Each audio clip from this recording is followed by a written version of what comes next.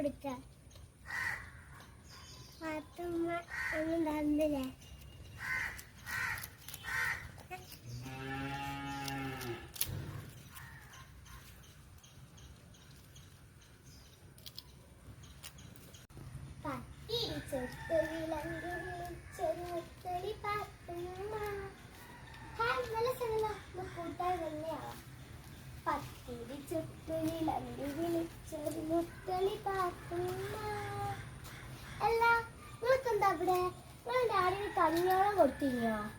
അന്റെ ആട് ഈ പൊരയത്തെ പുസ്തകവും കടലാസൊക്കെ തിന്നു തീർത്ത്.